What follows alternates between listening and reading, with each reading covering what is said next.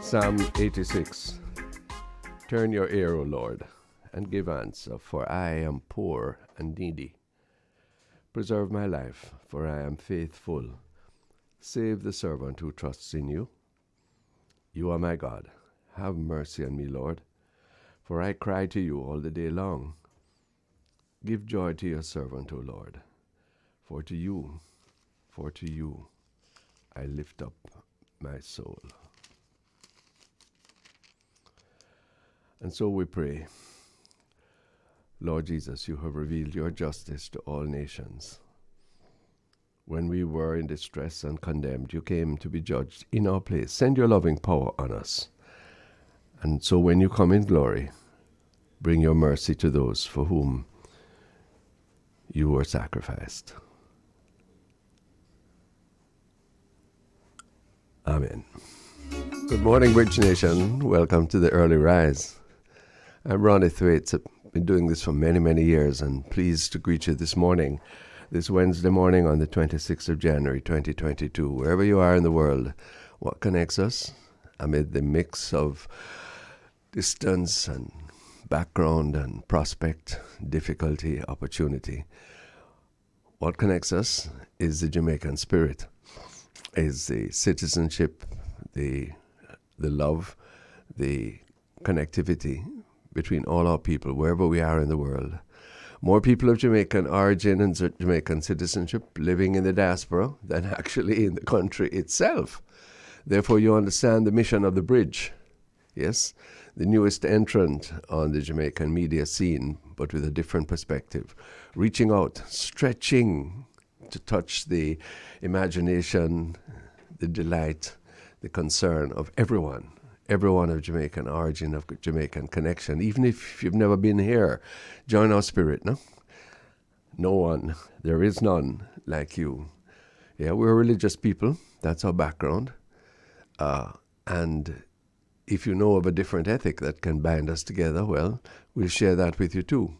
But in the meanwhile, we praise the one who we know made us, whose Son redeemed us, and whose Spirit keeps us going throughout all of the unevenness of life. So here we are. Welcome to the Early Rise, a space where we connect, we reflect, wherever you are with us, home or in the diaspora. Chief Pearnel Charles, extraordinary man with such a history and an insight. He'll join me later to continue our discussions. Thanks for being part of the Bridge Nation. You're tuned to Bridge 99 FM, 0.13579 on the FM dial. And remember, you can also watch our live stream at www.thebridge99fm, wherever you are in the world. You want some phone numbers? Yeah. The WhatsApp and text line is 876-551-5782. And the studio line is 876-676-4996. Check us. We'll be glad to hear from you. Outside in Kingston this morning and throughout Jamaica, we're told that the morning will be partly cloudy across eastern parishes and mainly sunny elsewhere. Eat your heart out wherever you are in the frigid north. This afternoon, we can expect isolated showers across hilly areas and sections of southern parishes. Otherwise, it will be partly cloudy. That's the weather report this morning on the Bridge 99 FM. Well, we, like so many other parts of the world where you're listening from, where this broadcast will be transmitted to all hours of the day and night, we are afflicted with COVID, and there are differing prognoses as to where we're going. The Prime Minister says the arc of infection is going down. Really, Mr. Hollis? I'd like to believe you, but the figures don't really support you, because you see, when you tell us that the number of confirmed cases seems to be heading downwards, that's all in relation to the number of tests that are being given. And I can't understand how we determine how many tests we should give a day. I'd like to see us testing repeatedly, and inexpensively. It's a big expense to get tests, unless you're very fortunate to be able to find some place in the public sector. And that's not easy. Yeah. So let's balance ourselves. And we're always straight talk on this program, So we are in the midst of the fourth wave. And, again, this irks me because I don't like when other people have to tell us the truth about ourselves. We're supposed to know it and face it and deal with it when it's adverse, and also to revel in it when it is good. And here it is that the American Center for Disease Control is telling people in that country, don't go to Jamaica because they're a category 4 now, which means it's very dangerous. And then we are making believe that things soon get better. There is no indication of that from our external partners on whom we are so dependent. Glad to hear of all the flights coming in and out of Jamaica. We're an island country. We thrive on the inflows and the outflows. But the fact is we're in for a rocky period. And that's why the engagement of all towards the protocols, the observance, and the vaccination is so critical. Yeah. Don't slack up on that. And it's not a question of depressing the country. That's a factor, but we encourage ourselves by being realistic first and foremost. And I really was amazed at the contradiction of analysis, of diagnosis given between Mr. Holness on the one hand and Mr. Mackenzie on the other hand in Parliament yesterday. Come on, talk it straight, and the two of you get together. You don't have the same speech right or something. Come on, we don't need to be snide at all. We simply need to say what we see as the truth, that we're still in the midst of this fourth phase. Yes, sir, we always knew it was the Omicron that was with us now. Yes, we knew that. Glad it's been proven by the genome sequencing machine, which finally we can use in Jamaica. Good investment, hoping for another, yes, so that we can stand on our own feet. We have enough wealth, If we just prioritize correctly, we can satisfy our people that they can get the proper health care, that they can be tested, and if we are infected, well, we have a system that allows us to be as helpful to ourselves and to each other as possible. Okay.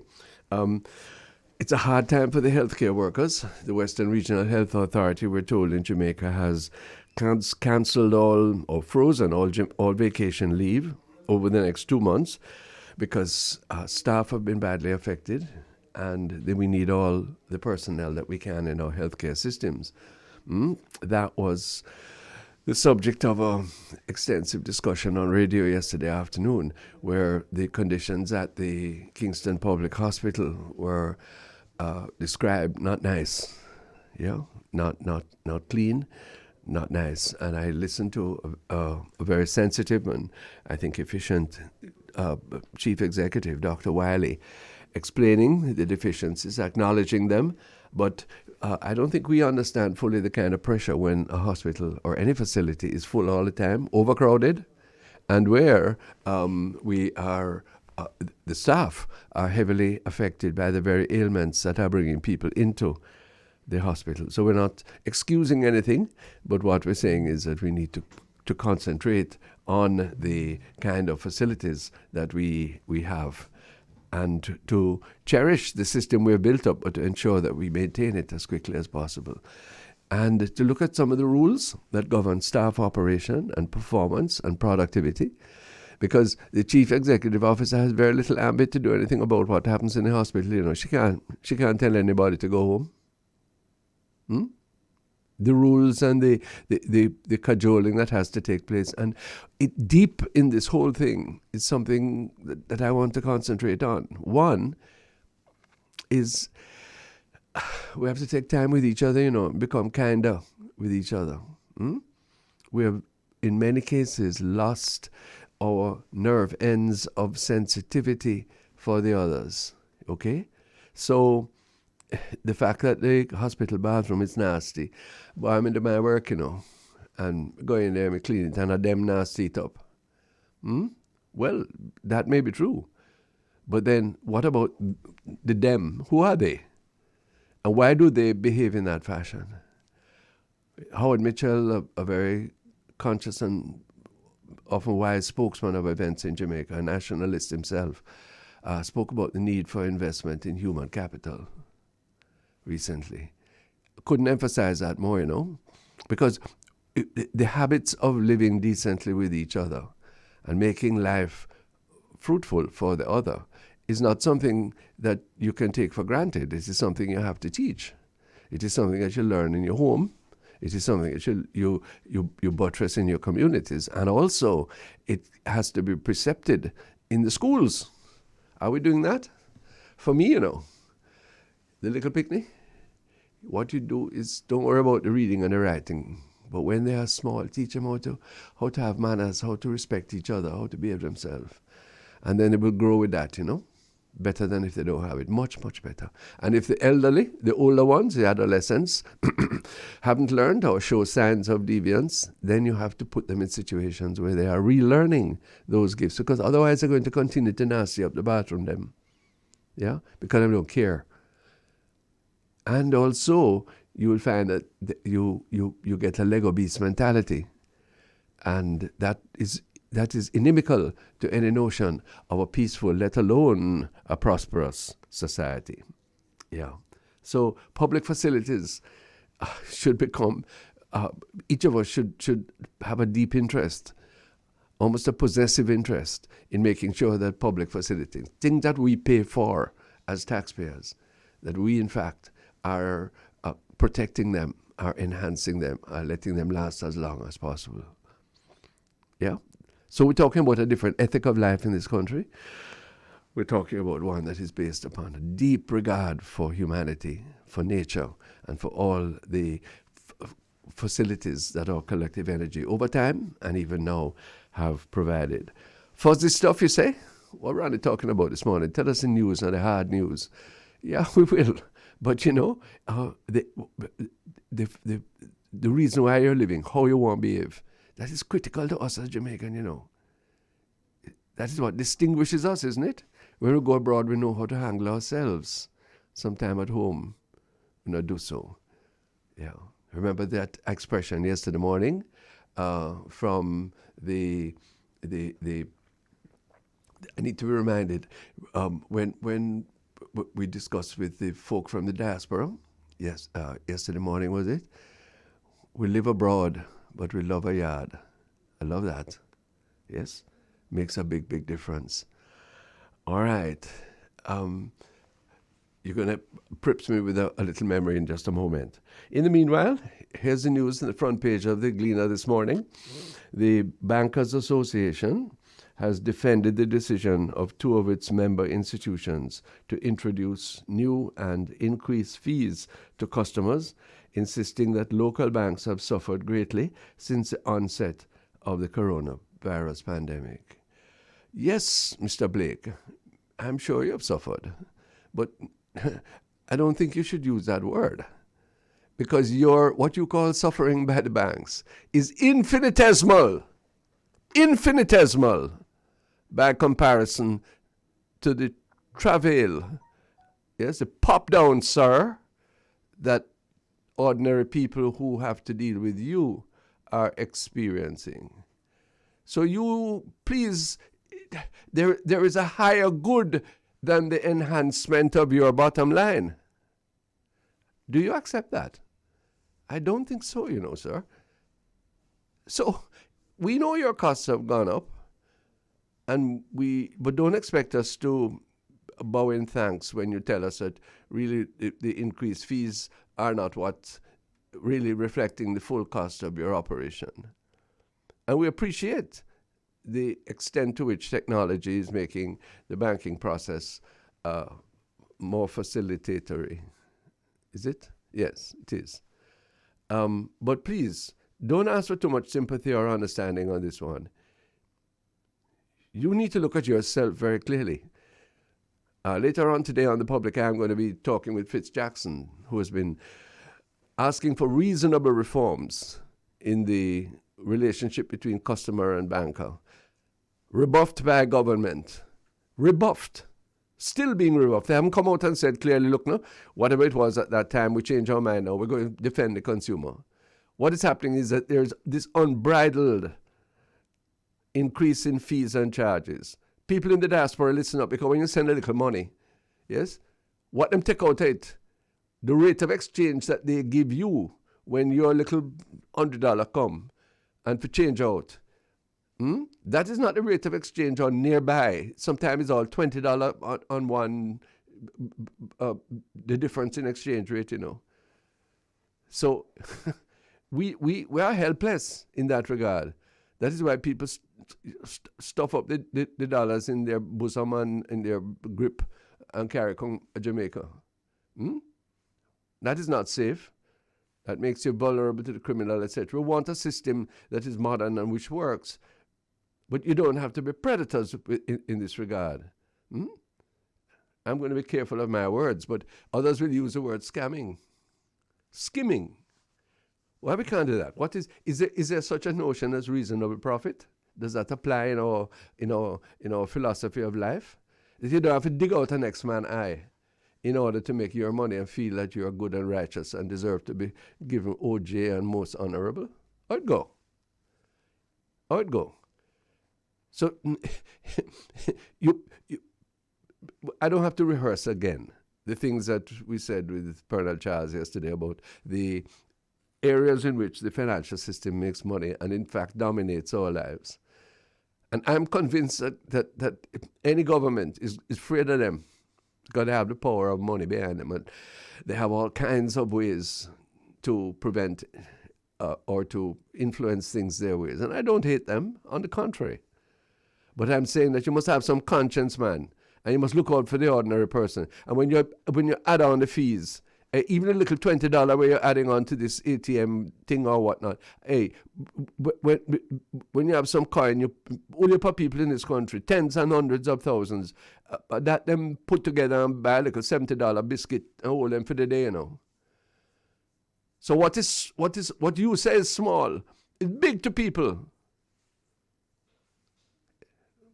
But then you see, I have to ask us, have we designed a system in this our 60th year of independence where we are really interested in the upliftment and the benefit of all our people? Capital ALL. Yeah? And what safety, what happiness, what righteousness do we think we can have if we not do that? Right. How I keep saying it, When you're dead, where you going to do with it? Yes? When you what is our aspiration? How much bedroom you can sleep in one night? How much food you can eat in one day? Yes? How much provision you can make for your picnic them? Good to do it, But if you give a picnic too much provision, it's going to spoil them, So we don't need to deal with the excess. How much car you can drive?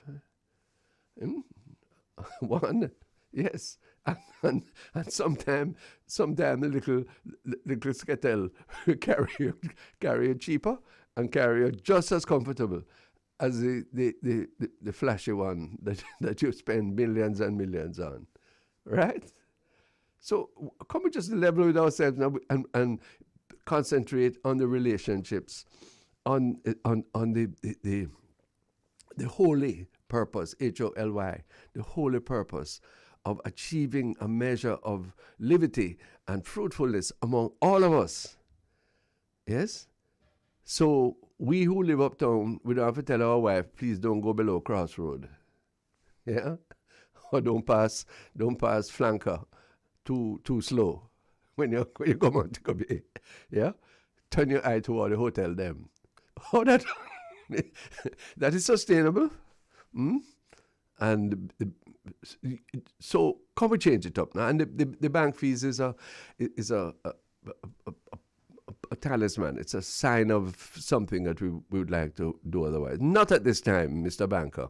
Your views are not persuasive. Front page of the Gleaner this morning, a gentleman named Mr. Blake. I don't know him, but he's not persuasive at all. And I hope that I'm surprised that the Parliament of the nation didn't say something yesterday afternoon. The government, who you defend, sir? Mr. Clark, why not stand up and say something about that? So Dr. Clark, yes? Plenty of the people in your constituency, yes? They are poorer as a result of your inaction in this regard. Poorer. Why you want to do that? That's contrary to what you pledged, your whole purpose. Right. Okay. I'm concerned that there's a gentleman named Mr. Bruce Bowen who is well known. He was a banker here, and I gather he's going to help us to have another company that is going to have broadband, provide broadband in Jamaica. But he's saying in a very strained voice yesterday, I heard him on the media, that government isn't acting as quickly as it should, and therefore his business timeline is being thrown out. Now, the purpose of government activity is to protect us, is to advance us. But sometimes they have to get out of the way, you know. And I'm surprised to hear this, because this gentleman is a very faithful supporter, I'm sure, of all that is good. And the business idea seemed a useful one, because we know broadband is scarce in Jamaica. Yeah, expensive too. Plenty of people, even if you bring it to their doorstep, them can't afford it. It's thousands of dollars a month, you know, to get internet connection, to pay the money. So we want, so they say, we want more competition in order to be able to hold the prices to a minimum. But I don't really know why this one is, there should be a public statement as to why this is being held up, eh? And there's more from the local scene in just a moment. But before that, let me look abroad. Reason with me now, Bridge Nation, this morning. Why the Americans and the Europeans take set on Ukraine to bring them into NATO? Why you provoke Russia? If Comic-Con, the collection of Russian-based nations that used to exist, if they were to, say, take set on Cuba or one of the Central American countries in your sphere of interest, and say we weren't going to have a mutual defense pact for them, with them, you wouldn't take it. Yes? So I can understand some of the Russian concern about a neighboring country, Ukraine, forming part of essentially the Western axis. I'm not making any statement or judgment as to who is righteous and who is illegitimate. Yeah? But I'm saying, if you're going to provoke world concern and spend up all the money to carry troops here and go there and threaten and so on, hey, why we can't back off a little? If you want to help Ukraine to strengthen themselves, to become more independent, to have better relations with the West, that's one thing. But is it not a legitimate, or I don't want to say that, is it not an understandable concern on the part of Russia that you are bringing a Western military alliance on their very doorstep? And do the rest of us need to have our, what we say in Jamaica, our teeth edge up because of this? I wouldn't have thought so. And then there's one other thing before we take the break, and I want to ask your views on. Help me. Mr. Boris Johnson, the English Prime Minister. All right. Now, he's a kind of swashbuckler. Yes, you see her med stay. Yeah. but hear me now. He apparently and his staff had some parties in Downing Street when the lockdown was taking place. Shouldn't do it, yes? But the person's worth as a prime minister hangs upon something like that? I wonder. Yes? I wonder. It's like in America, you know, this is a situation where the reduced national ethic and where the mass media purvey open sexual license. Yes? You do what you like once it's consenting and adults. But if one of their leaders are slip, look upon somebody or make a comment, etc., them gone, you know. What is that straight thinking? I'm not excusing either the parties or any kind of sexual abuse, not at all. Quite the contrary. But I'm saying, what is the scope in the context of what is worthwhile. So Mr. Johnson may go losing work today because the report may come out and say him did in fact go or know about it. Yes. And so we'll have a deeply holier than thou attitude towards this. It was all right if it is so.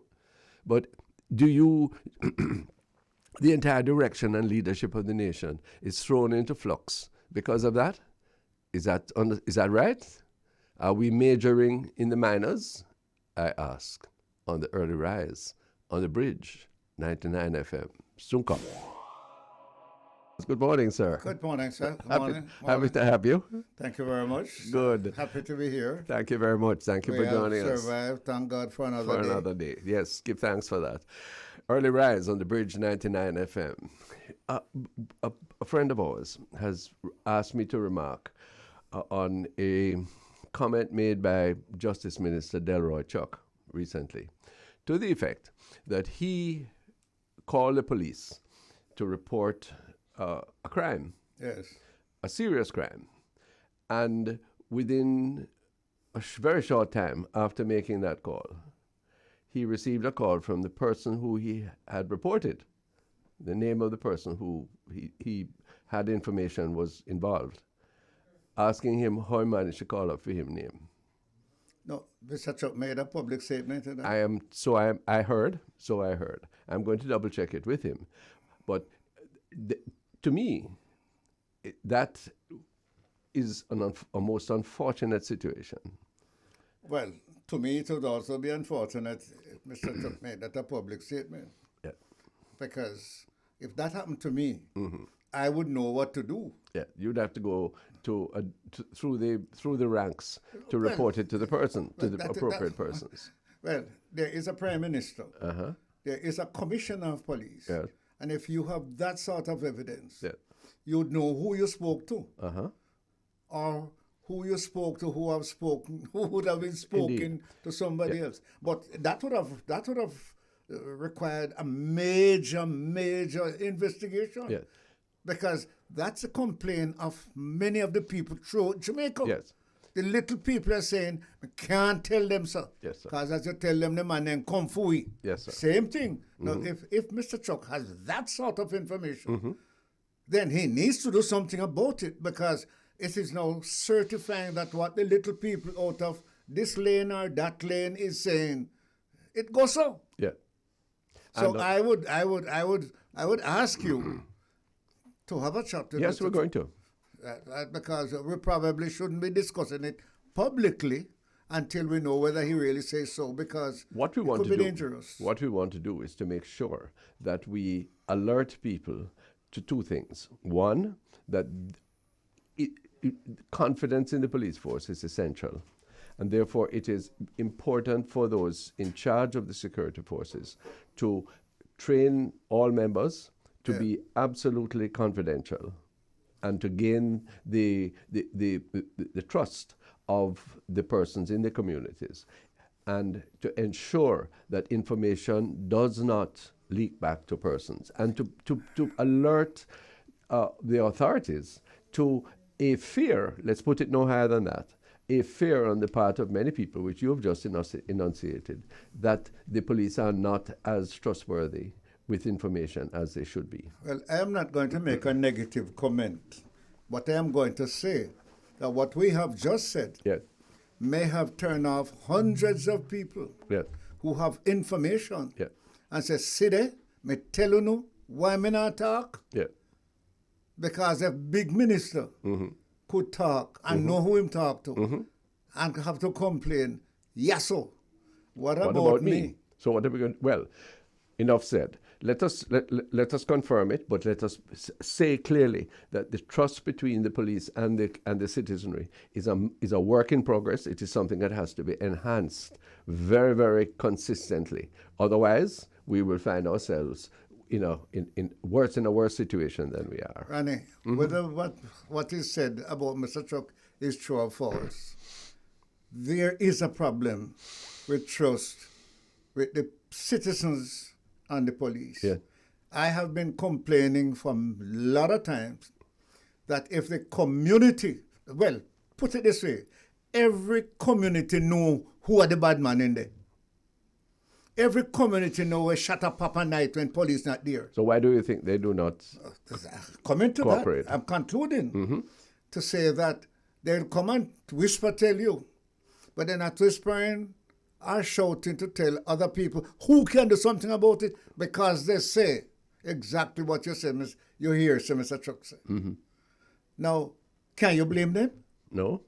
Can you blame a man if the man who have police outriders, police beside himself, big man, is fearful? What about the man who for don't ever want a good luck? One little kick it boss. But why would the police force, or elements within the police force, why would they be so careless, so treacherous in this? What is lacking? What is lacking in the discipline, the training? Let's look at that. Because I have been hearing that for a long time. But I ask the same question about the church. Do we have some pastors who let you down? Clearly. Let's go into politics. Do we have some politicians who let us down? Clearly. So, in other words, the system is not perfect anywhere, but we should not allow imperfection in any system to capture it and let us lose confidence in the system. And we need to work in a way to get rid of the bad eggs, clean up the others, and work with it. Well, then the question arises, do we have rules and regulations which allow for just that process to speak of? I don't know, you know. Every constitution of all of these organizations have a clause that takes care of that, anticipate that, and say what the punishment would be if you follow that line. My experience, my experience. 1 minute. It doesn't mean that it is exercise. That is where the problem is. Whether the leaders are those who are in charge of seeing to the exercise of the clause of the contract, whether they themselves are involved or they are not up to standard of providing the protection of it.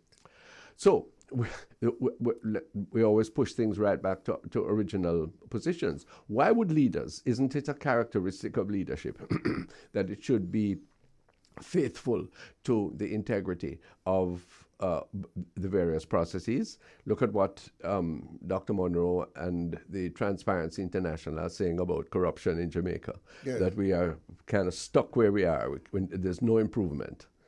There are a little bit of further reduction in our rating, but we're simply not improving. I find that depressing. I think our diaspora listeners will be concerned about that. And surely it is a role of leadership, not only to clamp down with prosecution and jail and fine and all those things, though those have their place in extreme circumstances, but rather to create an atmosphere of trust, an atmosphere of respect for what you're told, for if you are a repository of confidential information. How do we teach our children these things? You remember my down-to-earth answer to that? Remind me.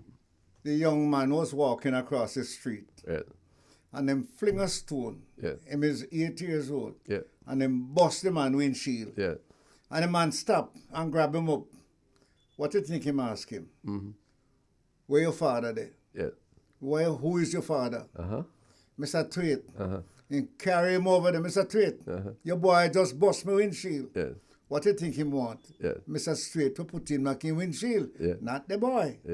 Now, you would say, but me no broke your windshield. But my son broke your windshield. Now, it comes down to why we are blaming the Prime Minister for something that happened in Ho in Jamaica. We are blaming, I just take one. We're blaming the Commissioner of Police for what don't happen in Westmoreland or up in the hills of St. Catherine or in the hills of and maybe you're going to say rightly so, because that's what leaders are for. Fathers must make sure that them picking don't fling rock stone in a man windshield, because if him fling it in there, it's the father if he buy it back and the pick in our work. And it's the father who should teach him not to fling stone. So we are given a system Prime Minister, when he gets before the Governor General to take his oath of office, he says what his government is going to do. And so when he select people, he has to select people who are going to go by what is in that, what he has said. Mm-hmm. And that is why he has the authority to fire or hire, because he has to bear the responsibility. Is it working? Is it working in London? No, you can't answer me that way. Is it working anywhere? You can't answer me that way, Daddy. No. What I'm trying to say is that the answer is obvious. Yes. It works sometimes. Yes. Let's not be pessimistic that none of it works. No, I'm not saying that. It works sometimes. Okay. And sometimes I believe, say it, I'm not listening. Even the Prime Minister must be surprised. Even you surprised that something happened in your constituency. Mm-hmm. And the guy them just talked to you last week, and you talked to them. Mm-hmm. By the time you reach town or reach home, bad report. Something happened. Mm-hmm. So I am worried. I was going to say something, but I said one time, my mother said, "May you blaspheme." The Lord must be really surprised of us how we are going, you know. Yeah, but you see, and I am McQueen. Yes, and His Spirit is amongst us, and so we have to. And His Spirit is right there when we're doing the thing, you know. True, and that is that is. And we disregard it. That is the beauty as well as the default of free will. We're going to deep matters this morning. All right, so we want to check out that, but the conclusion we want from this discussion is: look here, we really need to upgrade the level of confidentiality, of confidence, of respect that is going to allow us to inure towards a more peaceful and just society. Now, before you move over it, let me make a comment on that. Sure. Because whether this incident is right or wrong, the complaint has come so often that it can't be all wrong. Mm-mm. So something needs to be looked at. The plate not dirty completely, right, but the edges need to wipe off. At least. The Minister of Agriculture has made a statement. Who is he? He's your son, the Honourable Pearnel Charles Jr., of whom you are correctly proud. Yes. He's made indicated the possibility, no higher than that. He hasn't said it's a decision. But he has issued the possibility of government reducing duties on imported chicken, particularly leg quarters, in order to obviate the very high price of locally produced chicken. The figures that he offered in Parliament yesterday evening must have surprised you. Yes. Certainly it surprised me. I was wondering if he made a mistake between Jamaican dollar and US dollars. And US dollar, because I didn't know that it could come so cheap. Neither did I. And that it would be over $300 a pound. 360 for chicken. And he can sell it for 168. And he can sell it for well. I wonder if he make mistake with the US and the Jamaica. I don't think he did. Knowing him as I do, I don't think he does, because he makes an A in all maths. Chemistry and physics. Well, let's ask the question. It raises so many issues. First of all, why is the local industry so uncompetitive by comparison to the foreign situation? Well, I think he mentioned something. I think that the big problem with the local industry is what it is causing them to purchase, collect, store, distribute, some trust to some. I think it all comes down to a duty system that has pushed Mr. Levy, because trust me, if you think you're a better Christian than Mr. Levy, I like the man, and I mean, I can make a mistake with him. No. Right? But I think that much of Jamaica's problem, and I think young Charles said it, that the duty is a big problem. But the duty, sir, is to protect companies like Caribbean broilers, like Jamaica broilers, yes, and the small producers who perhaps, I think, supply probably between 30 and 40% of the market. Now, but we have to ask some fundamental questions on the early rise. Yes. We don't take things for granted. We question them. Yes. Why is it that Jamaican chicken is 3 times more expensive than what you can import it for? If that cannot change because of the high import content, the decline of the dollar, etc., why do we, why do we continue to afflict our people, yes, with the higher price product, which everybody love, everybody need, yes, when we could get the lower price product? One, okay, how much of a subsidy of the chicken industry? It has tremendous. I'm a shareholder. Yes, I used to be a chicken farmer. Yes. So I know the industry a little bit. But how can you say to the person at the shop in Chapelton or on East Queen Street, look here, we're not going to allow you to get the 160-pound leg quarter, but we are going, because it is important to support local industry by putting the duties on it, and therefore the $360 a pound is going to continue. Can you do that? Isn't it the same thing we did, Mr. Charles, before you answer, with the milk powder in the 1960s and 70s, where we could get the cheap milk powder, and we said, no, the consumer must get it. Yes? And therefore we wrecked the Jamaican dairy industry. And when the leg quarters or the milk powder at the cheap rate can come for whatever happens, circumstances change, prices altered, yes, we find ourselves we're decimated. And that is where I think the problem is. Yeah. For us to run it in Jamaica, whether it is the chicken or the milk or the orange. Or the orange. Or the best cocoa in the world. Yes, sir. And you know, where I took those 5, I used to be involved. As a boy, I used to pick up orange for the people, right? As a trade union, they say, used to represent them at Nestle's. Yes, sir. And at the Cocoa in St. Mary. Look at that now. So I am involved in all of them. Yes. Now, really the problem is you want to preserve local industry. You want to promote local industry. Yes. At what cost? Aye. And who bears the cost? No, hold on, because this is where you're going to differ with me. If you have to protect Mr. X to run him chicken farm at any price, or at the price that he can best import all of these things, wire to keep the chicken, this medicine, this feed, this, that, and the person who vote for you and ask you to go and protect their lives, yes, sir, they have to pay it 3 and 4 times. Who are you going to? Exactly. Who are you going to answer to? You're going to answer the to little man who you say giving your money election time, or the man who giving your vote. Right. So listen, it's not an easy position to be in. Not an easy one at all. It's not an easy road. So I'm asking the question.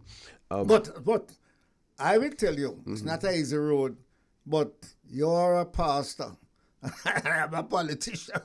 Me have to go for the majority. Yeah. So me have to go to the people. Yes, but then you say me's a capitalist, so me also represent the capital. So be like Buster, right? You give me what you can, and split the rest between me and you. So therefore, I ask a question. Not for me, you know. Yeah. Well, I thought that there was some element of this in the statement made by the minister yesterday. Yes. In that, although it doesn't equate, there was a suggestion that some money would be made available from the public. Yes. 50 million, I think, in order to support local small growers of chicken. Yes. But then I wonder how that would work, because if you are importing, even for a period, a short period, the big companies can reduce their production or can store it. Yes? Yes. But the little man who's selling him 100 chicken, where Marie is, yes, which is what him do since him do other work, or do that, send the picnic go West Indies College. Yes. Yes. He's the one going to suffer, you know. Well, let me tell you. He's going to suffer first. Let me tell you, I am directly involved. Yes, sir. I have 2 dozens layers. Yes, sir.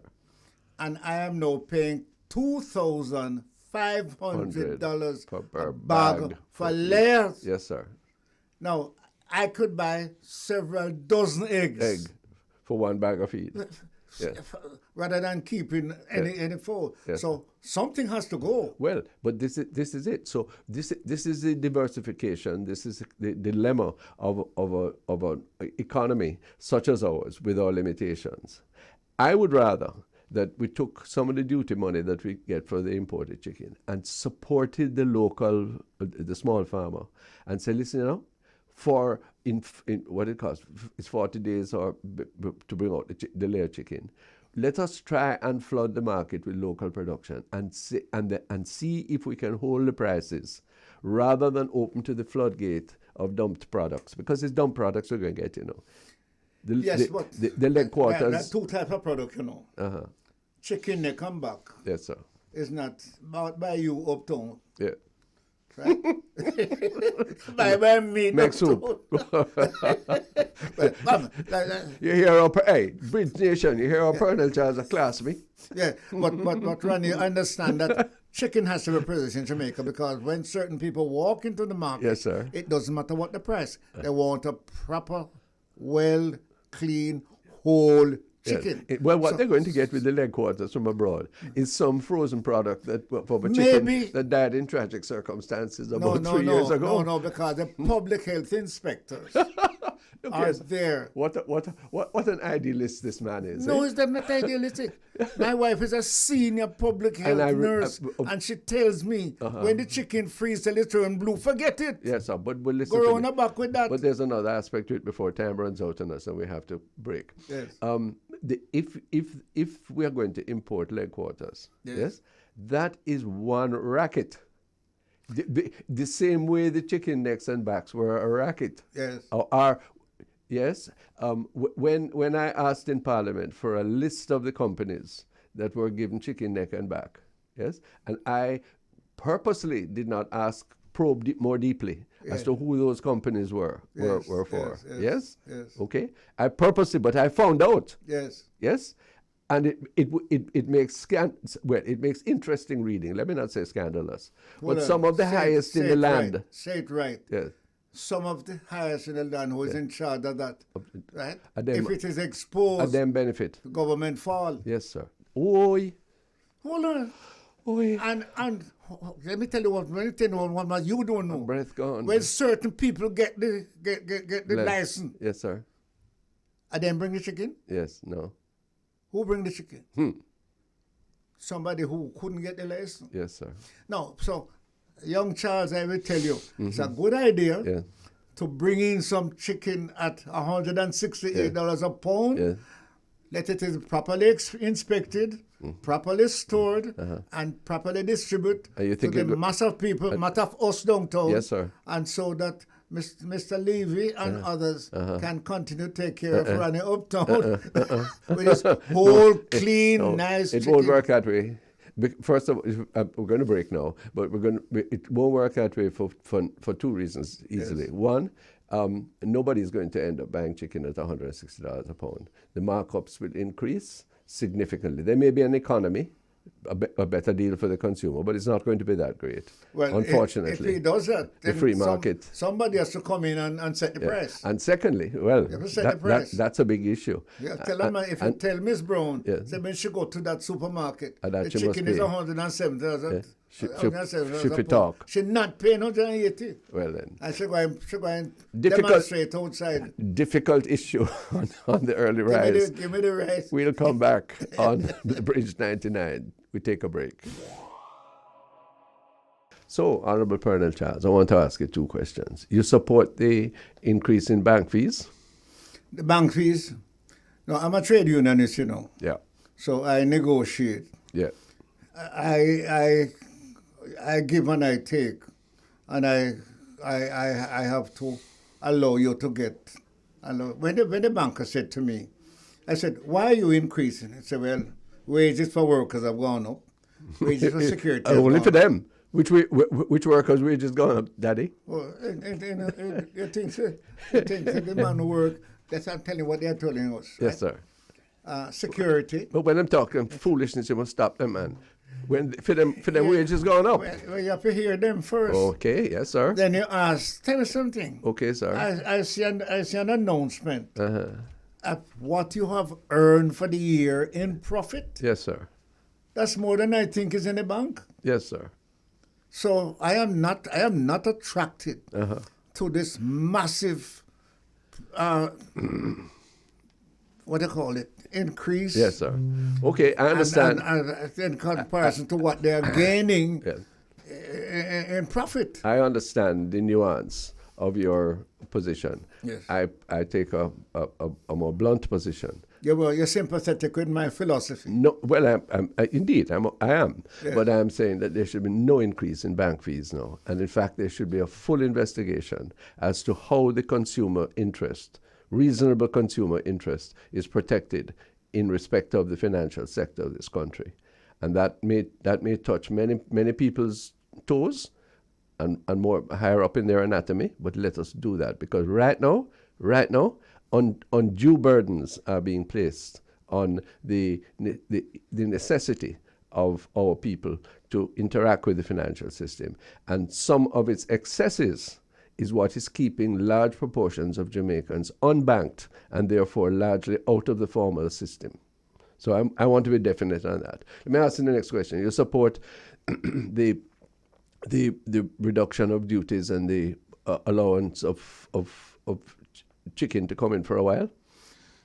I would like to know more about it. Okay, that's fair. Before I answer. Yes.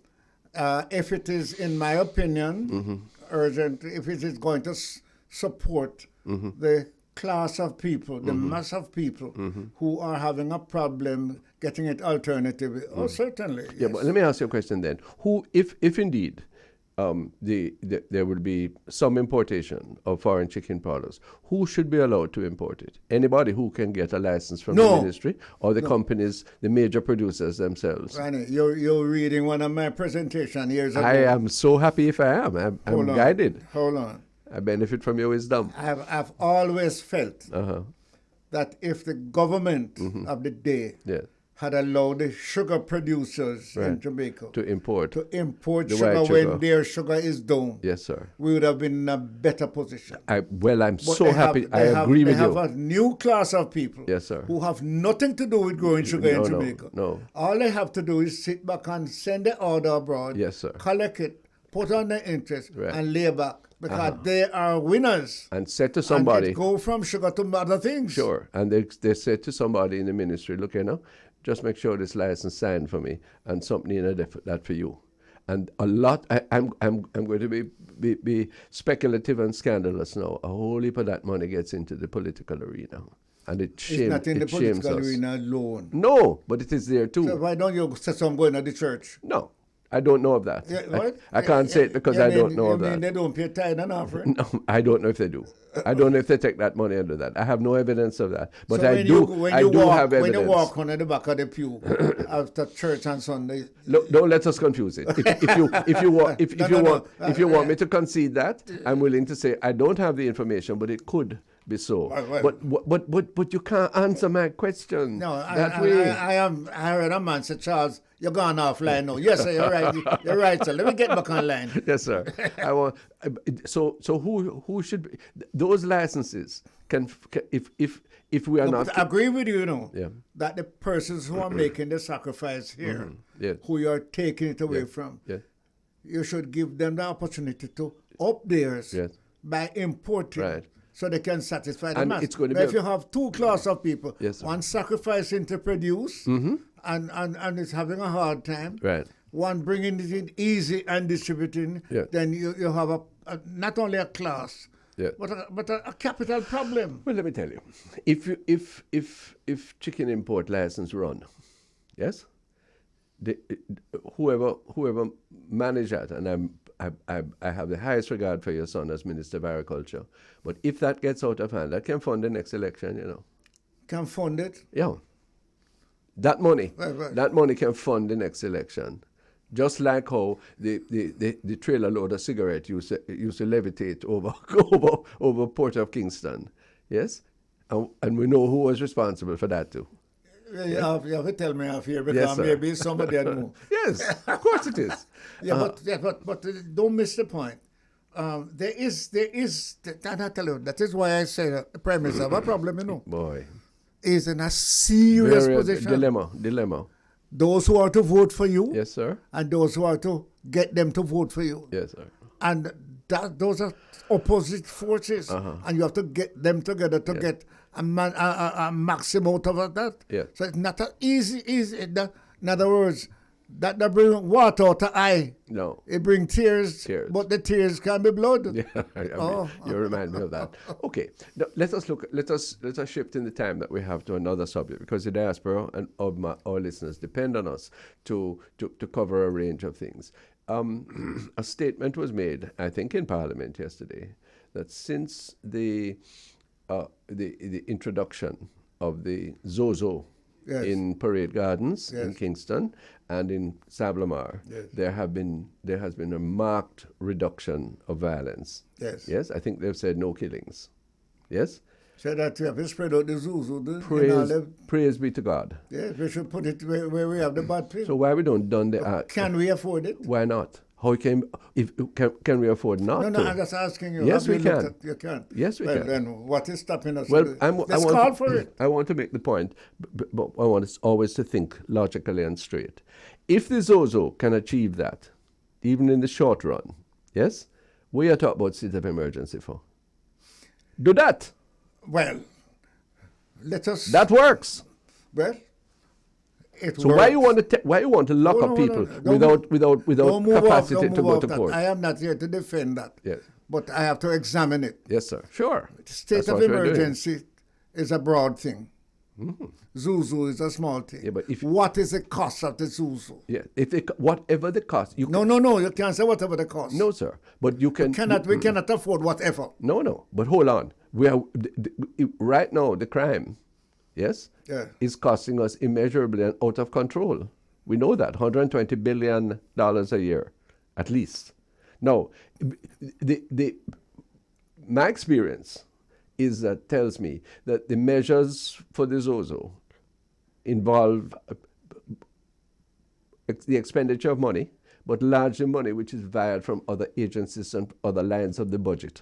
And even so, if the aim of the Zozo is to rebuild, yes, clear hole and rebuild, and if that is going to, if we're counting the cost of social regeneration, of personal upliftment in this country. Go ahead, you're reading my mails. Yes, sir. You're reading my notes. Thank you, sir. In other words, I'm in full agreement, yes, sir, that we must examine what is there, yes, sir, and what is working, move to it. Sure. Because that is its answer to if you say to me, no, we want a cross-party consensus on crime, yes, I'm in favor of that. Yes. I'm saying that if you want brisk police action, yes, an army where necessary, and you are doing social regeneration at the same time, and it is proving itself, yes.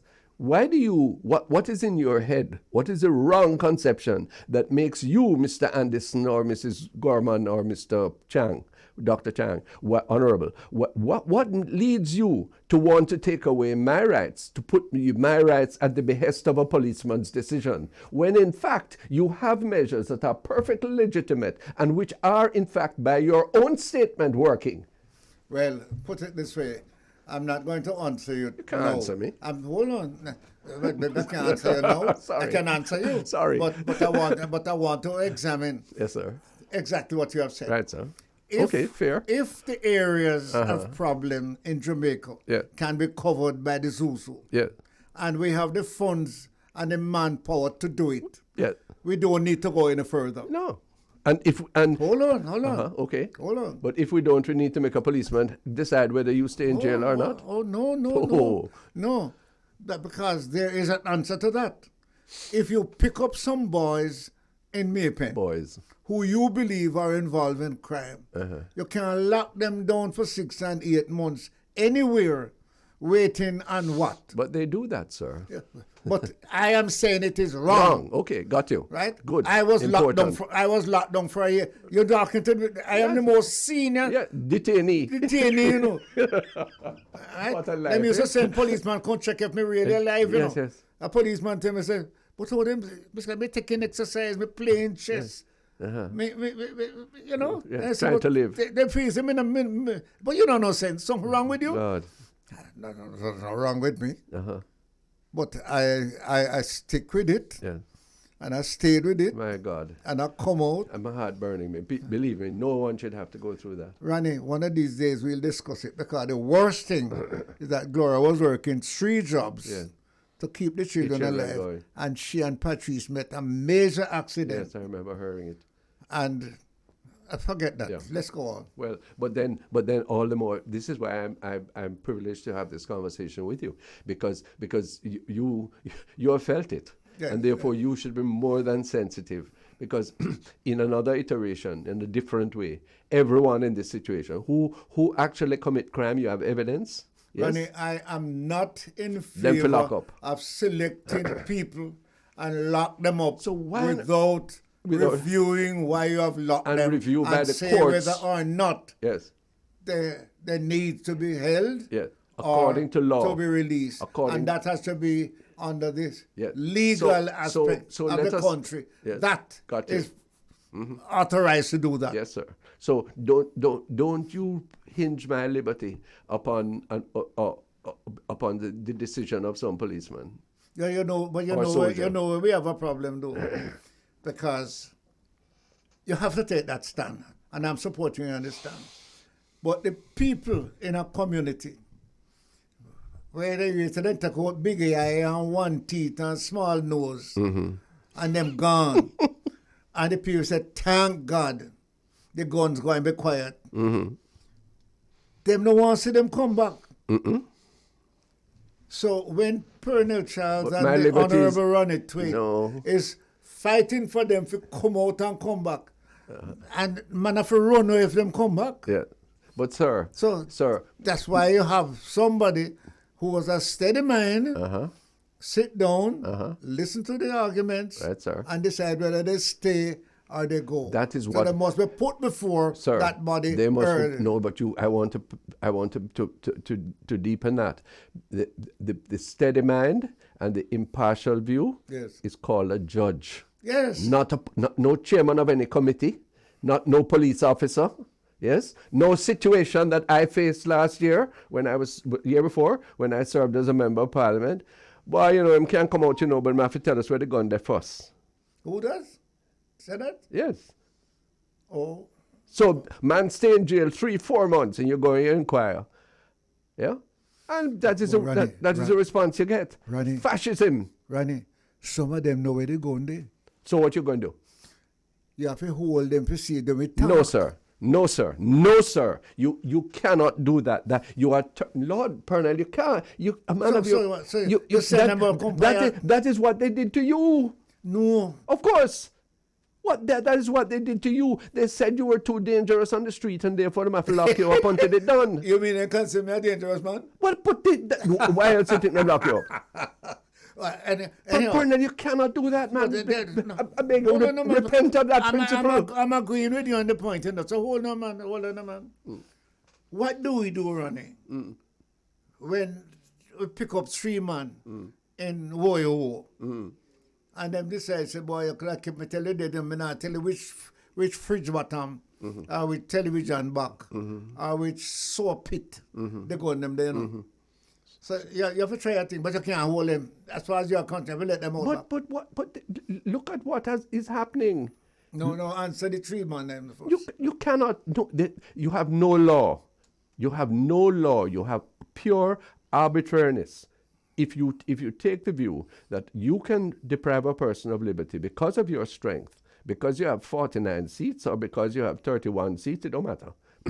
Yes, that you can deprive a person's liberty because you feel that them have something to tell you and them not tell you. If your justice system is based upon that, it is no justice. No, I will agree with you on that. I will agree. Hello, there are people with QC in this country. Yes, well known to you and to me. Yes, who are of the view that we need preventive detention at their will and pleasure. Yes, and that is Hitlerian. I am not supporting that. Yeah, but that is what is at large now, and that is why you're going to hear that edge in my voice, sir, because you cannot overturn Western civilization. You cannot overturn Christianity. You cannot overturn the rule of law by that position, and we are on the verge of it in Jamaica. And I'm saying this morning, with some amount of elation, that where the Minister of National Security, I don't know if it was he or the Prime Minister, I can't remember, is saying, look here, these Zozos, which allow for strict policing, Yes, the combination of army and police where necessary, and a measure of social rehabilitation. Not enough in my view, but at least that is there. If that shows sign of working, you will be happy to pay a little more tax. Sure. All right. Or I'd be happy to see some of the waste and the thieving that is going on and is not being dealt with adequately. Check Transparency International, National Integrity Action, all the others. That money put towards ensuring that we can afford these things. Make a mistake now. Rather than some of the money that we're planning, yes, to use in other aspects of education and training, yes, if you run school, yes, and camp in some of these distressed areas, you'll get more out of it than you would for paying $1 million+ a year for lock-up youth and make them more. Well, somebody was listening to you in New York and in Toronto asked, Charles, what is your position? Yes, sir, I'm asking Charles his position. He just spoke for me. Okay. Spoke for me. Yeah. But Ronnie, the facts are. Yes, sir. It is not as easy as we say it. I don't think there's... But it indicates where we should be going, how we should be guided by, because the system has provided for judges to listen and take a decision, and not only in the interest of the state by the policing, but in the interest of the people that are being accused and the people who are suffering. Yeah. And then there's and that is why I will agree with you that we go the judicial way. Yeah. Right. More than just a committee. Yes. And then don't face me with another false comparison. Not you, but the popular argument coming from elements in the very government that by taking these human rights positions, these I claim constitutional positions, why don't you prefer life? Yes, because the right to life is the first. Sure, the right to life is. You don't protect the right to life by demeaning the other person who you suspect. You protect the right to life by prosecuting the person who has taken away the life or is threatening it. You cannot decide that is the case. You are not God. No. Before you get to God, the God in this, the Constitution of Jamaica gives you that right. According to law. And according to legal process. Yes. So I'm in favor of that, but that is not what it's saying. The other day, I heard a high official, I'm going to be careful and not call his name, yes? I heard a high official stating that we mustn't be asking questions about people getting locked up without their cases being examined in indefinite period, because what we must do is concentrate on the right to life, because if murders go down, whatever the reason. The man who is getting locked up also have a life that you have to protect. Thank you. And has a right that the Constitution require you to protect. Yes, sir. It's not only he who has been shot, but it's who is alleged to be shooting. Yes.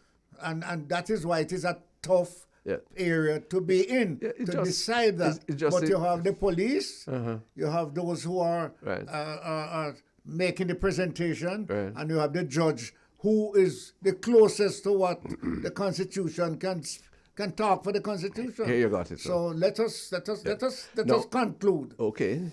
That the system cannot protect one side. Exactly. The system has to be blind in personality, but be strong in voice. Yeah. So once there's a sound, you have to go out. Okay. Let me take you a little further now to take us up to the half-hour break, because I saw a gentleman now last night on television. He's a Mr. Meadows. I think he's a lawyer too. He is alleging that we are not running the firearms authority right, and that in fact any law-abiding citizen ought to be able to get a gun. Now, we had the sad situation of the two Chinese people in Southfield, I think it was, over Christmas, who had applied for a firearm permit. They were wholesalers. They had been threatened or attacked several times. They were denied on the basis that they hadn't shown that they were in jeopardy. And of course, they were shot dead. The argument, however, sad case, and we could argue that, but the point I want to make is that certainly this Mr. Meadows seems to be heading towards a Second Amendment position like the United States has, where you have a right to bear arms. I wonder if you agree with that. Rubbish. Got you. Well, let me say this. I love it. If you say any man who wants a gun can have a gun, yeah, you have a gun state. Of course. Well, it is better you say that none of us should have a gun. Yes, sir. That's my because why do I need a gun? Yes, sir.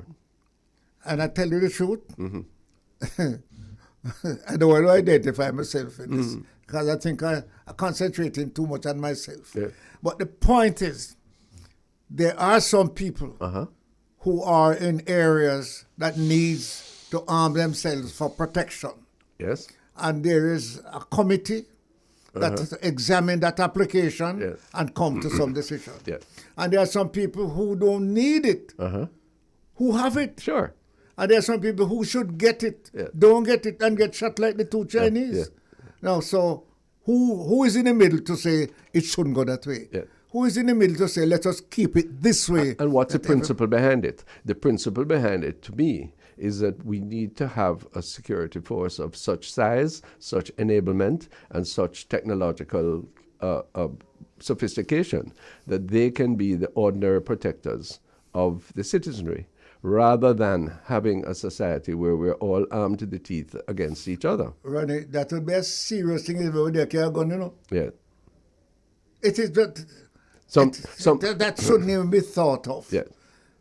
But what is also serious this is why I'm raising is that it with you. some people who are in jeopardy are being attacked by others and need the extra protection. Yeah. It is being denied to them. It is just as bad as giving those who don't need it. Yeah. When you deny those who should get it. Well, and then Mr. Meadows come down and say, give it to one of them. Well, everybody can fight after the other one. He wants to have all law-abiding people, which in itself is a vague. Well, indeed. But I'm sorry when we reach a point where my personal safety can only be assured by my carrying a weapon and therefore potentially being licensed to use a weapon to harm or kill another person. Can I take 10 seconds to tell you about the weapon? 10 seconds. My father said, who was a police district constable, that when a man coming to you, you know, him have about 3 weapons, you know. Yeah. Him say if him get a thump off for you, it's harder than a gun, you know. Yeah. If him get for buck you, it's harder. And if him drop kick on you, he kick out the gun out of your hand. So, on that note of colloquial wisdom, we take a break on the early rise. Pearnel, Charles, and myself on the bridge. We soon come. Gavin Logan, welcome. Good morning. Early rise on. Yes. Well, thank you for inviting me again. We're happy to have you once again. Pearnel, Charles, and I welcome you. Gavin Logan. I'm really excited. Good. Yes. Mr. Logan, I am welcoming all Jamaicans over abroad when they ask me, Wagwan. Well, we actually enticed Gavin Logan home, which is a good thing. Now the Stock Exchange is having its annual Regional Investments and Capital Markets Conference. Why are you here for that, Gavin Logan? What's its importance? Well, one of the things that when you come to the Stock Exchange conference, that you can always be able to connect with certain folks and if you have deals or you have certain things that you're trying to put together, it's a good place to come together and as a platform to be able to put those things together.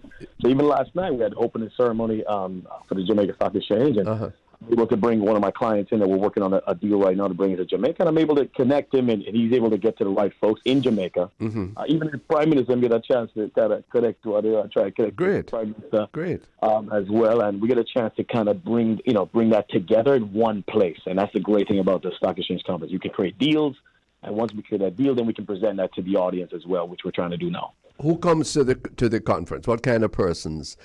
Because remember, we're talking largely to people in the diaspora, and I want to hope that you, as a practitioner, can encourage more and more people who are abroad, Jamaicans and others, to see Jamaica as a fruitful investment location. Is that a possibility? Right.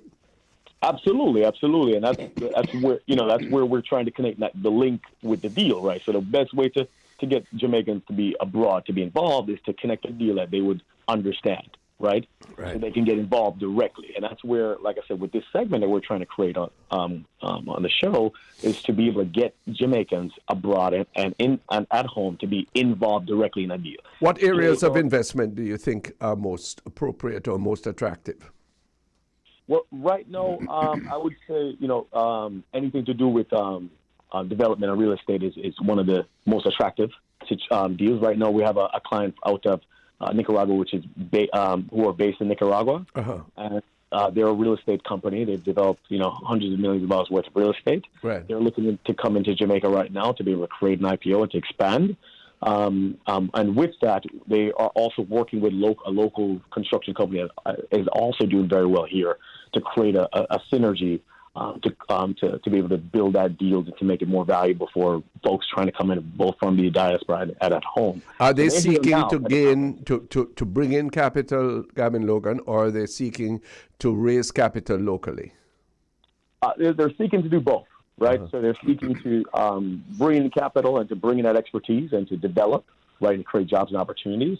At the same time, they're looking to create the IPO so that people can get involved and be a part of that growth and make money with the growth, right? So you can come in and invest and make money with that growth as they're bringing in the opportunity. Right. So that's what we're doing by creating that deal, or bridging the gap to get Jamaicans to be involved in that deal. Pearnel, it's interesting that Gavin Logan speaks about the attractiveness of the real estate industry. I've wondered whether that wasn't becoming saturated, at least at a certain economic level. I wonder what you both think. No. Well, I think that one of the things that frightens me is construction industry, because, for example, I say they build a home with 7 stories, probably having about 30 or 40 rooms for 30 family.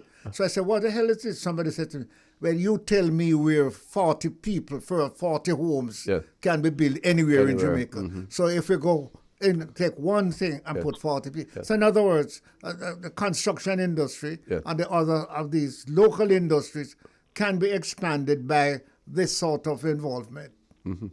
Well, Gavin, it also, apart from high-rise housing, of which Pearnel speaks, there's a huge amount of infrastructure that is required for development. Exactly. Absolutely, and that's where we're trying to thrive, right? When we talk about real estate, we're talking about on the alternative side. Sure. Where one of them is building a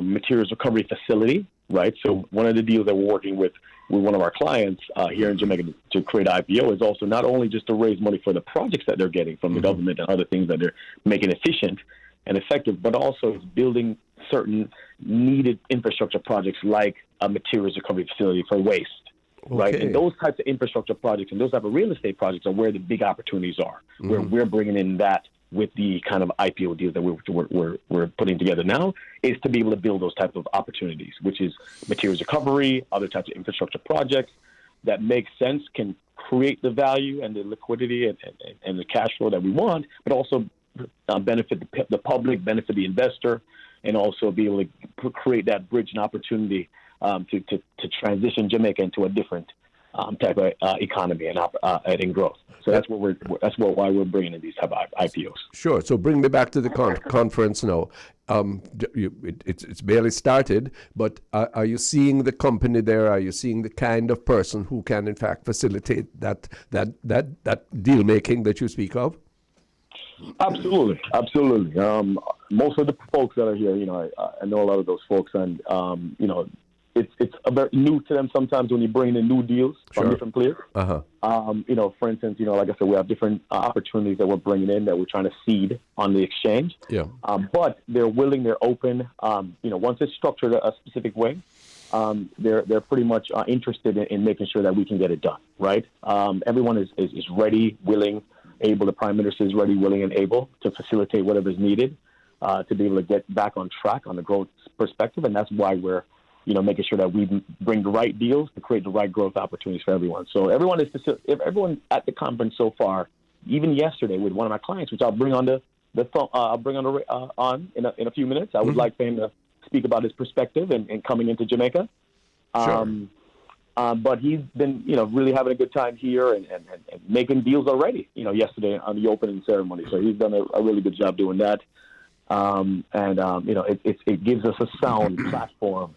Could you tell us, like, when you're making deals, give me one or two projects. Let's take a project like water. We have rivers in almost every parish. Wow, that's right. And we have nobody come and say, listen, sell me Manchester, and I will supply Manchester with water because we have water there.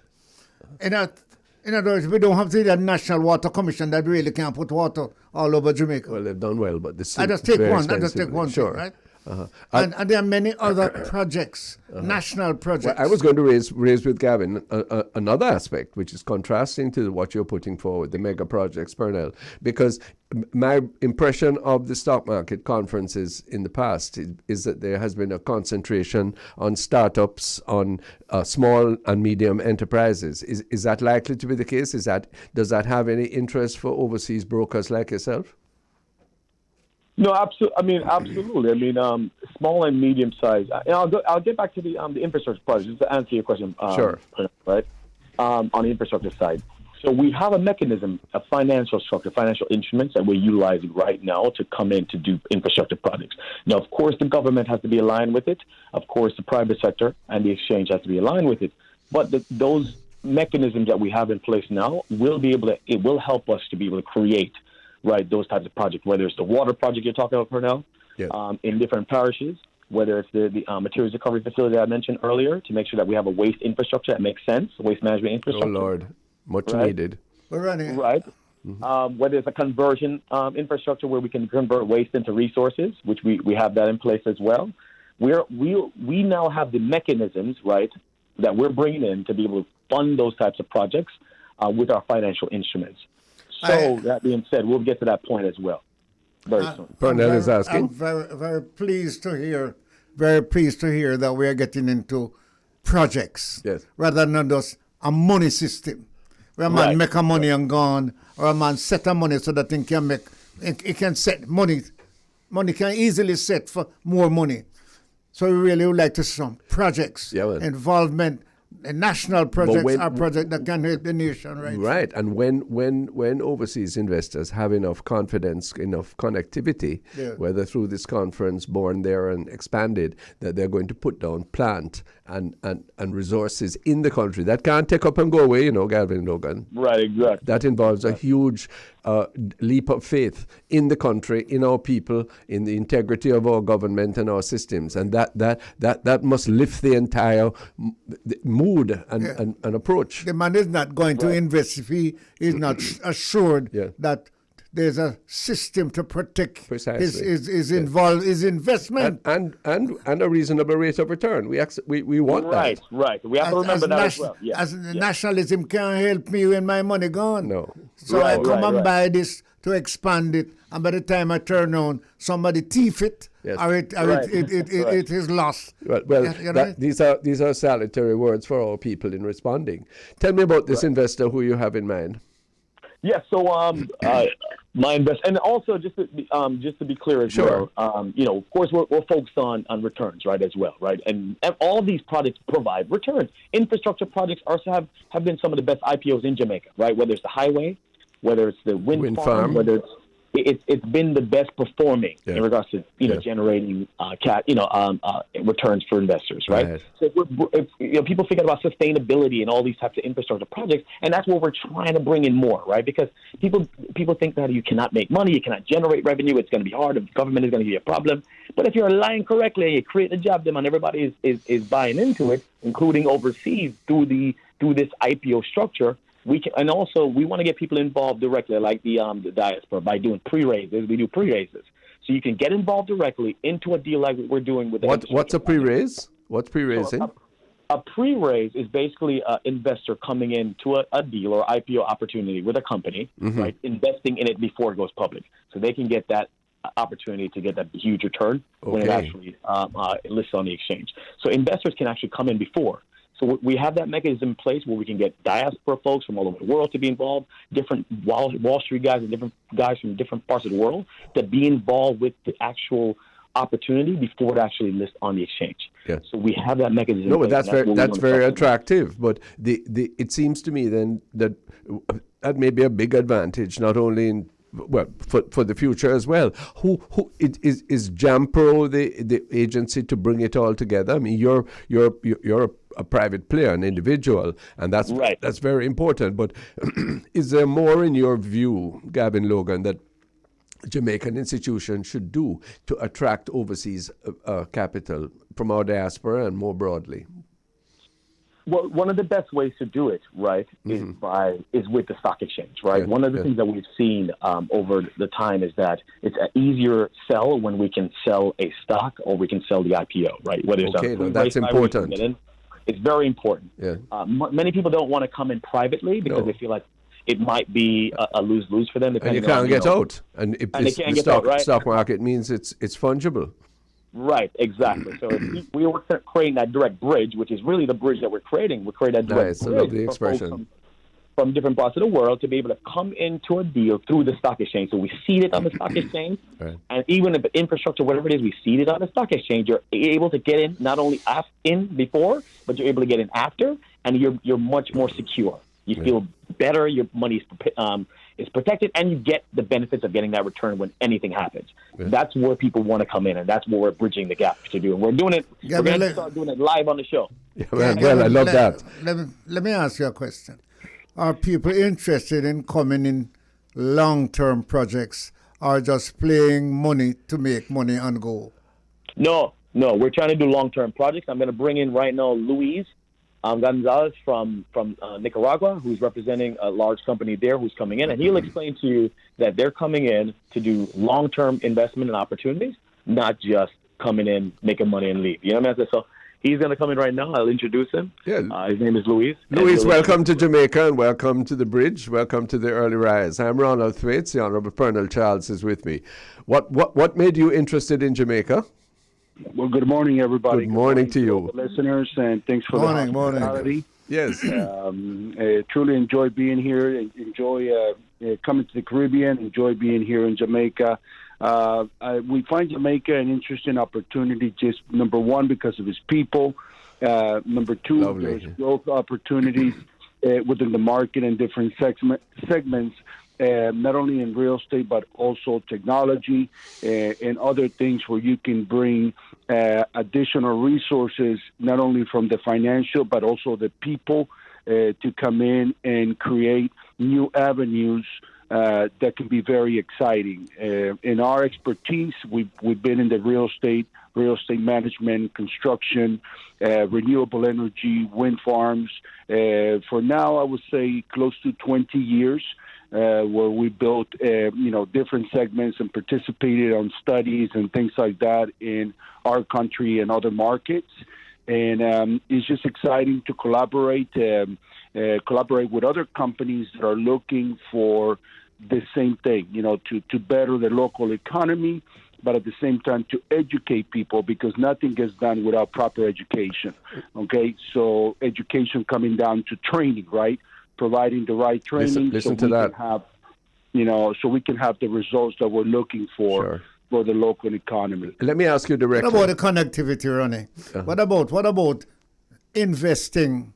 What about projects abroad that can expand in Jamaica? Well, I think that's what Luis is saying. We have the employment. We have a body of trained people. Yes. You're an established company in Nicaragua, and you're seeing the opportunity of expanding to a place like Jamaica. And I wanted to ask you, if there is an opportunity within the context of a listed company on the stock market, that would be the most convenient, congenial vehicle for you to do so. Am I understanding correctly? Yes, sir. Yes, sir. And in regards to the question the gentleman's asking, training, and when I mean training and education, I mean really going down to the basics, okay? Because what I found working in multiple countries and being in multiple projects or in different places is that the education that we believe, like say, for example, a person educated in Nicaragua, let's just talk about in construction, okay? Mm-hmm. Depending on the type of construction that person is doing, might or might not qualify to build on an island. Yeah. Okay, so it really truly depends on what you're dealing with. If you take a person that works in construction in Texas, for example, that's used to building sheetrock or that type of material, that type of construction is not durable enough to be built on an island to sustain the power of a hurricane or an earthquake. So there's different things, and that's when you have what I call the really smart people. That's not where I'm at. There's smarter people than myself, thank goodness. And we bring those guys and that team that can put things together, then qualify the employment force so you can allocate those resources to the right job. So what I'm understanding is that you want Jamaican partners who will be able to bring that particular expertise to partner with you. Yeah, I mean, we're not doing this on our own. Okay, got you. We're not interested in that. I mean, the idea is to identify through stock races the right partner, see if this thing is it can be done correctly, put the egos away, because at the end you can't get nothing with a bunch of egos involved, and then we put the project together. A final question from Pearnel. And then, of course, list the project so people can get involved. Most of people who are coming into Jamaica are not coming to do us any favor more than they're investing, and they want a return. But of course. And I mean, it's naturally so. Naturally so. So a lot of things that has to show them that we can protect their personality, protect their investment. Yeah. Well, that is and with that's what the diaspora that's where somebody like Gavin Logan fits in, because he's a bridge, he's a broker. Gavin, thanks for introducing us to Luis Gonzalez. I think it's a valid concern. Yes. Number one. Yes. Number two, in the type of business, and I respect other people's businesses. I don't get into that, right? But the type of business that we do, you can't. The building that we have, that's let's say 10 stories, you can't pick it up and take it with you. No, that's the point. It's there to stay. Yes. All right. So we're glad to have you. It not only creates the jobs to build it, but also the jobs to keep it going, to manage it, and the companies that come and go inside of it as well. Thank you so much for your faith in Jamaica. We hope that will be confirmed. And Gavin, thanks for bringing Luis Gonzalez to Jamaica and to the bridge. And we wish you well for the conference. Tell us more at the end of it. We'll be glad to have you again. Thank you very much. It's been good. All the best to you both. Yes. Thank you so Take much. care. Thank you so much. Good. Thank you for coming. Applied. Well, this is a sensitive issue. I hear the underlying concerns that you're expressing, because we want foreign capital. We don't want cowboys and journeymen. We want people who are sufficiently trusting and see the facts of profitable engagement in our midst. That's the other side, Ronnie. Nobody's going to be willing to come to Jamaica as any favor. No. They're coming with their capital. Sure. They need return on it. That's why they come. Yeah. And they have to get protection, personal protection, financial protection, and they have to make a profit. Yes. And we have to receive them in a way that it doesn't. That they are comfortable. Well, they're comfortable, and also we are getting out of it. We're getting something out of it. We can't be exploited. No, but then we have been in some parts. We can't expect a man going to take up his cash from whether Nicaragua or Britain or wherever, and can't come as any favor us. No. And then next week he said gone. No, quite. Or that unreasonable demands are being made. Exactly. But at the same time, we have to make sure, and I'm referring to other investments that we both know of and we talk about. We have to make sure that there's a good deal for Jamaica. That's why I'm glad that Jamaicans are involved. I like the word. What? There's a good deal for Jamaica, which means even those who are here as investors, who are national investors, are comfortable that additional investment are coming that can make them rise to a higher part of the mountain. On that note, we make important statements for prospect, for policy, for human consideration here in Jamaica. The early rise on the bridge, and we're encouraging our diaspora to take a close look at the Stock Exchange Conference and to think of investing their surplus in the land of their birth, profitably, safely, trustingly. Next week when I come, I want you to tell me what is this new thing that is coming to the Bank of Jamaica. Yeah. I don't think enough explanation. Or the cryptocurrency? Yes. Oh Lord, I will need help. Let's set that up. Let us get it, because yes. If it's good, both of us want to go there. Well, I'm afraid. Come and join us if you please, Mr. Charles, on the Public Eye later today. We're interviewing Fitz Jackson of the Member of Parliament for South St. Catherine. We have the Educate Jamaica focus, all intending to increase the knowledge, the appreciation, the trust, and the love in the diaspora, connecting with Jamaica. Thanks so much to LaFane, Richie, Romy, Audley, all those who make the early rise possible. Richie B comes now. Stay tuned to the bridge. Take care.